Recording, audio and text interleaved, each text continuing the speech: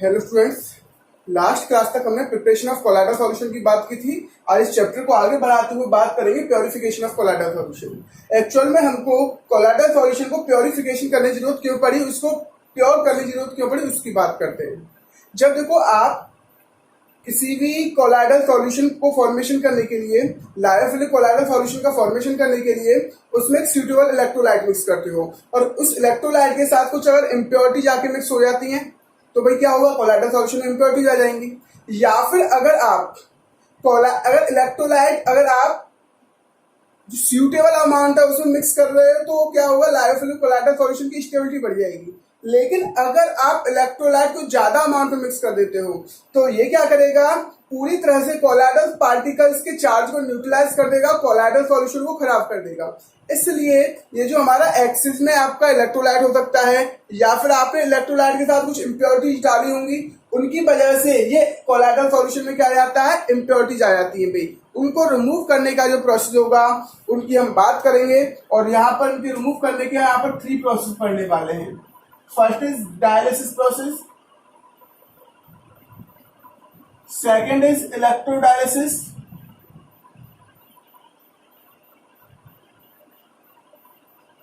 And third is ultrafiltration.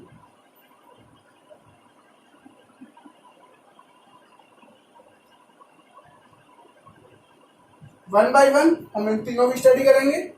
First is dialysis process. यहां पर हम फर्स्ट बात करेंगे डायलिसिस प्रोसेस।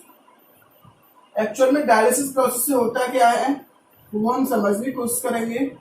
आपने देखा होगा देखो, डायलिसिस प्रोसेस का यूज कुछ मेडिकल ट्रीटमेंट में भी होता है, कुछ मेडिकल प्रोसेस में भी होता है। जिन लोगों की किडनी खराब हो जाती है, किडनी एक्चुअल में काम क्या करती है भाई, ब्लड का प्योरिफिकेशन करती है और ब्लड क्या है, एक कोलाइडल सॉल्यूशन। जिन लोगों की किडनी खराब हो जाती है तो उनकी किडनी का जो प्योरिफिकेशन होता है वो किस प्रोसेस से होता है, डायलिसिस प्रोसेस से। क्योंकि कोलाइडल सॉल्यूशन का प्योरिफिकेशन हम किससे कर रहे हैं यहाँ पर, डायलिसिस से। और ब्लड भी क्या है, डायलिसिस प्रोसेस। ब्लड भी क्या है आपका, कोलाइडल सॉल्यूशन। तो कोलाइडल सॉल्यूशन यानी कि ब्लड का प्योरिफिकेशन हम डायलिसिस प्रोसेस से कर सकते हैं। तो किडनी फेलियर वाले केस में ये जो ट्रीटमेंट दी जाती है, ये जो ऑपरेशन किए जाते हैं वो किसका किया जाता है भाई, डायलिसिस प्रोसेस से किडनी फेलियर्स का ट्रीटमेंट दी जाती है।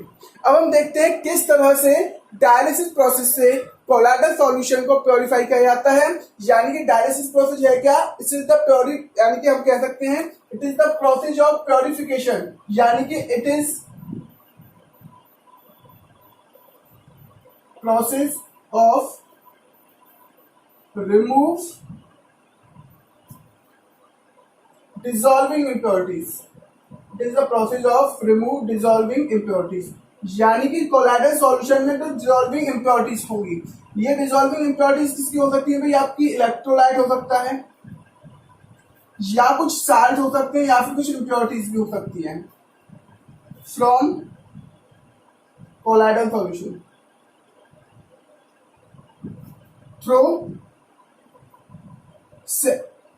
Suitable membrane. और ये जो इम्प्योरिटीज रिमूव होंगी वो सूटेबल मेम्ब्रेन के थ्रू रिमूव होंगी। अब ये सूटेबल मेम्ब्रेन क्या होगी हम उसकी बात करेंगे। सूटेबल मेम्ब्रेन के थ्रू ये काम होगा। और यहाँ पर जो हम सूटेबल मेम्ब्रेन लेंगे उसकी बात करते हैं बेटा हम। यहाँ पर हम सूटेबल मेम्ब्रेन ले सकते हैं, वो ले सकते हैं पर्चमेंट पेपर, यहाँ पर ले सकते हैं पर्चमेंट पेपर, सेलोफेन, या फिर हम एनिमल मेम्ब्रेन ले सकते हैं। क्या ले सकते हैं, एनिमल मेम्ब्रेन। अब हम समझते हैं किस तरह से हम प्रोसेस करेंगे, उसकी बात करेंगे। इसको यहां से हल्का सा रफ कर देता हूं और हम प्रोसेस को समझने की कोशिश करेंगे। देखो, जिस कोलाइडल सॉल्यूशन का आपको प्योरिफिकेशन करना होता है उसको हम एक सूटेबल जो हमारी मेम्ब्रेन है, एक बैग लाइक मेम्ब्रेन लेते हैं। किस तरह की मेम्ब्रेन लेते हैं, बैग की तरह बनी हुई मेम्ब्रेन लेते हैं। एक ऐसी मेम्ब्रेन लेंगे जो बैग की तरह बनी हुई हो और ये मेम्ब्रेन कुछ भी हो सकती है, पर्चमेंट पेपर से बनी हो सकती है, सेलोफेन से बनी हुई हो सकती है या फिर एनिमल मेम्ब्रेन। एक बैग लाइक हम मेम्ब्रेन लेंगे और इसमें हम अपना कोलाइडल सॉल्यूशन फिलअप कर देंगे। इसमें हम अपना एक कोलाइडल सॉल्यूशन फिलअप कर देंगे। देखो भाई, इस कोलाइडल सॉल्यूशन में कुछ इम्प्योरिटीज भी होंगे, कुछ कोलाइडल सॉल्यूशन के पार्टिकल्स भी होंगे, कोलाइडल पार्टिकल भी होंगे। सपोज दैट ये जो डार्क स्पेस है वो है कोलाइडल पार्टिकल, ये जो व्हाइट स्पेस है, जो व्हाइट चीज है, वो है आपकी कुछ इम्प्योरिटीज। बात समझ में आ रही है? देखो ये जो डार्क है उसे हम क्या कहते हैं बेटा, कोलाइडल पार्टिकल से, दैट इज कोलाइडल पार्टिकल। और ये जो डार्क डार्क वाले को हम क्या कहते हैं, कोलाइडल पार्टिकल। और ये जो आपका विदाउट डार्क है उसको हमने कह दें कॉलर्स कह दें, क्या कह देंगे हम, that is impure particle, that is impure particles. और इन इम्प्योर पार्टिकल को हम क्रिस्टलॉइड भी कहते हैं, क्या कहते हैं बेटा हम, crystalloid. This impurities particle is called crystalloid. अब हम क्या करेंगे वो हम समझने की कोशिश करते हैं। इसको हम एक वाटर से भरा हुआ टैंक होगा, वहां रख देते हैं बेटा, कहाँ रख देते हैं, वाटर से भरा एक टैंक होता है उसमें हम इसे रख देते हैं भाई, और कंटिन्यूअसली वाटर का फ्लो करेंगे यहाँ से। बात समझ में आ रही है? हमने क्या लिया, एक सूटेबल बैग लिया जो किसका बना हुआ था, मेम्ब्रेन्स का बना हुआ था, उसमें हमने कोलाइडल सॉल्यूशन भरा भाई। कोलाइडल सॉल्यूशन में क्या होगा भाई, यहाँ पे कोलाइडल पार्टिकल्स भी होंगे, इम्प्योरिटीज भी होंगी। इम्प्योरिटीज को हम क्रिस्टलॉइड भी कहते हैं। इसको हमने एक वाटर कंटेनिंग एक कंटेनर में रखा और यहाँ से कंटिन्यूअसली वाटर का फ्लो स्टार्ट किया। यहाँ से कंटिन्यूअसली वाटर का फ्लो हो रहा है, यहाँ से कंटिन्यूअसली वाटर का फ्लो हो रहा है। देखो यहाँ वाटर क्या करेगा, सेमी परमेबल मेम्ब्रेन यानी कि सूटेबल जो मेम्ब्रेन है उसके थ्रू यहाँ एंटर करेगा और अपने साथ जो इम्प्योरिटीज है उनको लेके बाहर निकल जाएगा। यहाँ हम कंटिन्यूअसली वाटर का फ्लो करते रहेंगे, वाटर या मेम्ब्रेन में एंटर करेगा और अपने साथ जो इम्प्योरिटीज होंगी उनको लेके बाहर निकलता चलेगा। ऐसा क्यों हो रहा है, क्योंकि तो पार्टिकल का जो साइज है, कोलाइडल पार्टिकल का साइज बहुत बड़ा होता है, इस मेम्ब्रेन से आसानी से नहीं निकल सकता, लेकिन इम्प्योरिटीज का जो साइज होगा वो छोटा होगा और वो इस मेम्ब्रेन के थ्रू पास हो सकती हैं, इस मेम्ब्रेन के थ्रू यहाँ आउटसाइड हो सकती हैं। लेकिन ये जो आपका कोलाइडल पार्टिकल का साइज होगा वो 1 नैनोमीटर से 1000 नैनोमीटर का होगा, जो कि इस ये जो आपकी मेम्ब्रेन है इसके जो पोर्स होंगे वहां से नहीं आउट हो सकता, थ्रू आउट नहीं हो सकता, यहाँ से डिफ्यूज नहीं हो सकता है। लेकिन ये जो पार्टिकल्स होंगे, इम्प्योर पार्टिकल यहाँ से डिफ्यूज हो जाएंगे, वाटर यहाँ एंटर करेगा और वाटर के साथ यहाँ पर क्या निकलती रहेंगी, इम्प्योरिटीज निकलती रहेंगी। यानी कि यहाँ पर वाटर के साथ साथ क्या निकलेंगे, आपको क्रिस्टलॉइड भी निकलेंगे बेटा, वाटर के साथ साथ क्रिस्टलॉइड निकल जाएंगे। जिस तरह से प्योरिफिकेशन होता रहेगा भाई। बात समझ में आ रही है? लेकिन ये जो डायलिसिस प्रोसेस होता है बहुत स्लो प्रोसेस है। डायलिसिस प्रोसेस क्या है आपका, बहुत ज्यादा स्लो प्रोसेस। अगर मैं मान लेता हूं, अगर सपोज दैट इस क्रिस्टल यानी कि ये जो हमारा सॉल्यूशन है कोलाइडल सॉल्यूशन, उसमें इम्प्योरिटीज ओनली इलेक्ट्रोलाइट की वजह से, किसकी वजह से, इलेक्ट्रोलाइट की वजह से। तो अगर हम यहाँ पर इलेक्ट्रिक फील्ड जनरेट कर दें, क्या जनरेट कर दें, इलेक्ट्रिक फील्ड। ये वाला पॉजिटिव वाला ले लिया, ये ले लिया नेगेटिव वाला। अगर यहाँ पर हम इलेक्ट्रिक फील्ड जनरेट करेंगे तो क्या होगा भाई, अगर यहाँ पर हम इलेक्ट्रिक फील्ड जनरेट करेंगे तो यहाँ पर जो इलेक्ट्रोलाइट की जो इम्प्योरिटीज होगी उनके आयन, नेगेटिव आयन पॉजिटिव की तरफ जाएगा, पॉजिटिव आयन नेगेटिव की तरफ जाएगा और बहुत स्पीड के साथ ये काम होगा। अगर हमको डायलिसिस प्रोसेस को इंक्रीज करना है, डायलिसिस प्रोसेस को हमको फास्टर करना है, और वो अगर इसमें इम्प्योरिटीज किसकी वजह से हो रही है, सूटेबल इलेक्ट्रोलाइट्स की वजह से।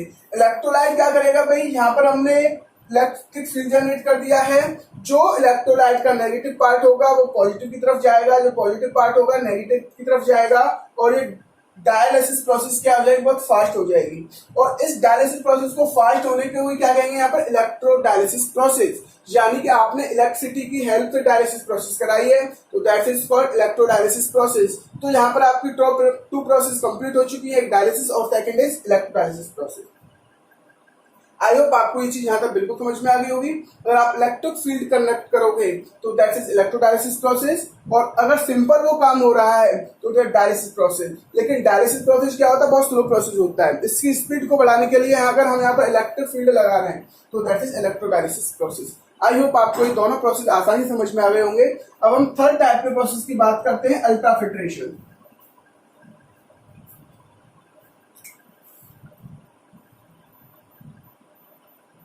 Ultra filtration.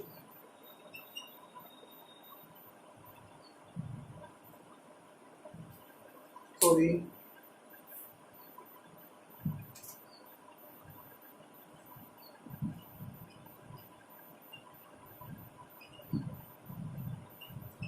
एक्चुअल में अल्ट्रा फिल्ट्रेशन का मतलब क्या है वो हम समझते हैं। हम फिल्टर पेपर की हेल्प से कोलाइडल सॉल्यूशन को फिल्टर करें। फिल्टर पेपर की हेल्प से क्या करें, कोलाइडल सॉल्यूशन को प्योरीफाई करेंगे। That process is called ultra filtration. देखो यहाँ पर जो हम फिल्टर पेपर लेंगे वो क्या लेंगे, अल्ट्रा फिल्टर पेपर। अब हम देखते हैं एक्चुअली अल्ट्रा फिल्टर पेपर होता क्या है, हम उसकी बात करते हैं बेटा। अब हम देखते हैं एक्चुअली फिल्टर पेपर क्या होता है वो समझते हैं। आपने लेबोरेटरी फिल्टर पेपर तो देखा होगा अभी। ये जो फिल्टर पेपर होता है, ये सपोज ये आपका जो फिल्टर पेपर होता है उसके पोर्स का साइज बड़ा होता है। तो ये फिल्टर पेपर हम लेबोरेटरी में यूज करते हैं, आपने लेबोरेटरी में फिल्टर पेपर तो देखा होगा, उसके पोर्स का साइज बड़ा होता है भाई। और वहां से उसके पोर्स का साइज 1 नैनोमीटर, और इसके पोर्स का साइज क्या होता है भाई, बड़ा होता है भाई। और पोर्स का साइज बड़ा होगा तो इसमें कोलाइडल पार्टिकल भी पास हो जाएंगे, या तो impurities plus colloidal particle pass हो जाएंगे। तो हम एक कोलाइडल सॉल्यूशन को प्योरीफाई तो नहीं कर सकते इस प्रोसेस से, फिल्टर पेपर से तो कोलाइडल सॉल्यूशन को प्योरीफाई नहीं कर सकते, क्योंकि इसके पोर्स का साइज बड़ा है और इसके पोर्स का साइज 1 नैनोमीटर से 1000 नैनोमीटर से भी बड़ा है भाई, जिससे कोलाइडल पार्टिकल यहाँ आसानी से पास हो जाते हैं। तो साइंटिस्टों ने जुगाड़ बनाया, ऐसा किया जाए इसके पोर्स के साइज को हम छोटा कर दें। इसके पोर्स के साइज को हम 1 नैनोमीटर से भी अगर छोटा कर देंगे तो कोलाइडल पार्टिकल तो बाहर निकलेंगे नहीं, और कोलाइडल पार्टिकल बाहर निकले, कोलाइडल पार्टिकल बाहर रह जाएंगे और बाकी इंप्योरिटीज नीचे की तरफ चली जाएगी। तो उन्होंने क्या किया, इस पोर्स को यानी कि सिंपल फिल्टर पेपर से उन्होंने एक फिल्टर पेपर बनाया, that is ultra filter paper.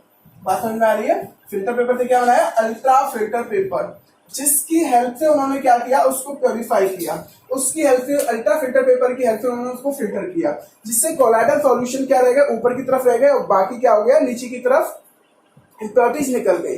लेकिन ये अल्ट्रा फिल्टर पेपर क्या होता है, अल्ट्रा फिल्टर पेपर के पोर्स का साइज जो होगा, पोर्स साइज जो होगा इसका 1 नैनोमीटर से भी क्या होगा, छोटा होगा, इससे कोलाइडल पार्टिकल से बाहर नहीं निकल सकते।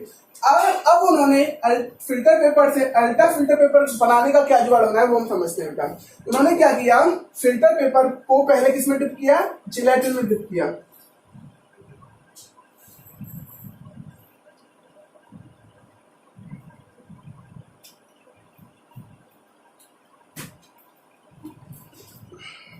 Ultra filter paper sorry gelatin में डिप किया।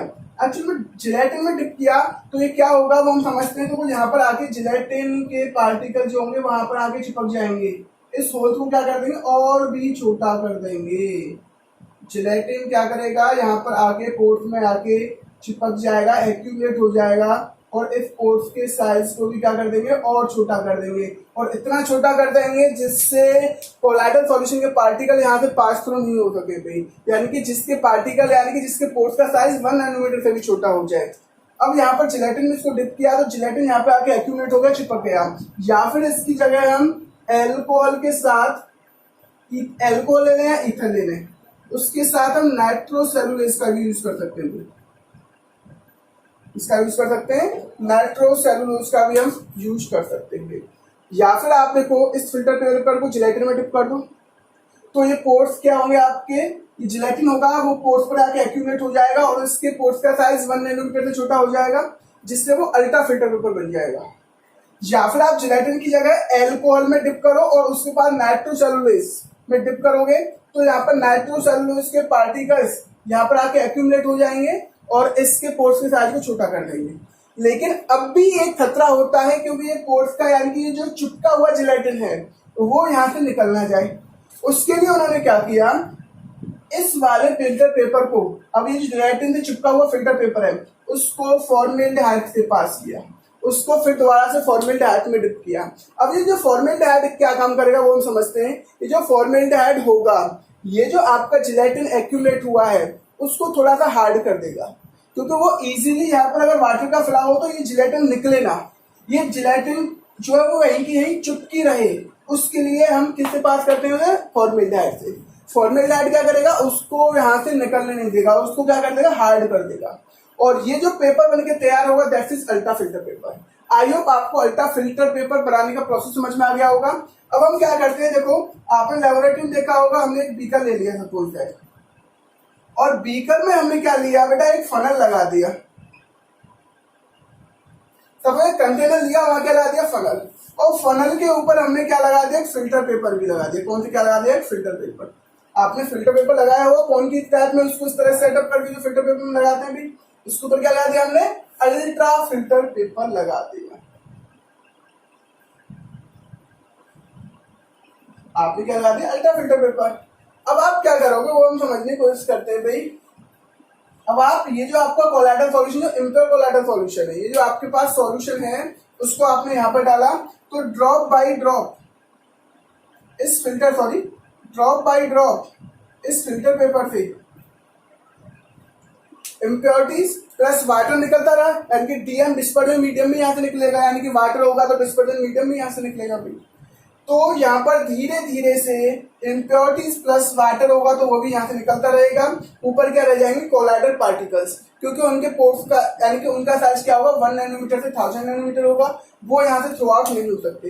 लेकिन ये समझो ये प्रोसेस क्या हो रही है, बहुत स्लो हो रही है। इस प्रोसेस को फास्ट करने के लिए हम क्या लगाते हैं, सक्शन पंप लगाते हैं बेटा, सक्शन पंप लगा देते हैं, सॉरी सक्शन पंप लगाते हैं बेटा। इस प्रोसेस को थोड़ा सा फास्ट करने के लिए यहाँ सक्शन पंप लगाएंगे, जिसकी वजह से ये प्रोसेस क्या हो जाएगा, फास्ट हो जाएगा। अब अल्ट्रा फिल्टर पेपर ने क्या कर दिया भाई, अब आपके बचेंगे क्या, यहाँ से वाटर निकल चुका है, इम्प्योरिटी निकल चुकी है, तो एक्चुअली बचेगा क्या, कोलाइडल पार्टिकल्स बचेंगी। कोलाइडल पार्टिकल्स यानी कि जो आपका बचेगा दैट इज डीपी बचेगा, क्या बचेगा, डिस्पर्जन फेज बचेगा। अब आप डिस्पर्जन फेज को दोबारा से क्या प्रिपेयर कर सकते हो, कोलाइडल सॉल्यूशन, वाटर मिक्स करो, कोलाइडल सॉल्यूशन बनके आपका तैयार हो जाएगा। आई होप ये चीज आपको यहाँ तक बिल्कुल समझ में आ गई होगी, किस तरह से हम कोलाइडल सॉल्यूशन को प्योरीफाई कर सकते हैं।